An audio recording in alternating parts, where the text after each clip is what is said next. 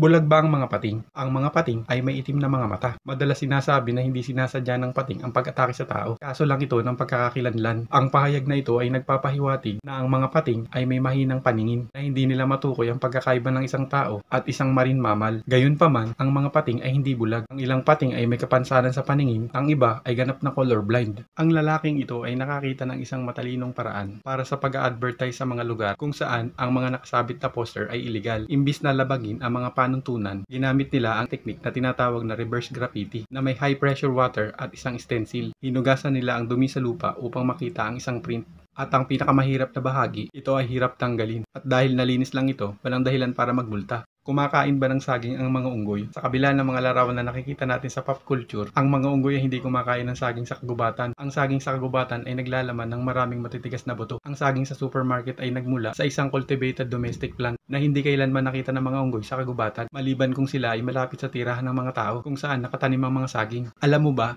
ang chameleon ay may third eye sa tuktok ng ulo nito. Ang chameleon ay may maliit na lugar na sensitibo sa liwanag na tinatawag na parietal eye. Ang third eye na ito ay hindi bumubuo ng isang imahe. Ito ay isang panimulang mata lamang. Sa halip, nakakita ito ng pagbabago sa liwanag at nakatutulong na ayusin ang pangkalahatang temperatura ng katawan nito. Paano nakakaakit ng asawa ang lalaking alligator? Ang mga lalaking alligator ay nagbabibrate ng kanilang mga larynx at naglalabas ng malalim na ungol. Ang mga mababang dalas na tunog na hindi maririnig sa pandinig ng tao ay nagpapasayaw sa tubig at maririnig sa loob na 1 milya ang layo. Kapag matagumpay na naakit ng isang lalaki ang isang babae, ang ritual ng pagsasama ay maaring tumagal ng ilang araw. Alam mo ba, ang ngipin ng kuneho ay hindi tumitigil sa paglaki. Habang umunguya ang mga kuneho sa mga damo, mga ligaw na bulaklak at mga gulay, ang kanilang mga ngipin ay unti-unting nasisira. Sa makatuwid, ang kanilang mga ngipin ay hindi masyadong mahaba. Bakit may mga guhit ang tigre? Ang mga guhit ng tigre ay nagbibigay ng pagbabalat kayo habang nangangaso. Ang kanilang mga patayong guhit ay isang halimbawa ng nakakagambalang kulay. Ang mga guhit ay tumutulong sa paghihiwalay ng hugis at sukat kapag ito'y tumatago sa mga puno at sa matataas na damo.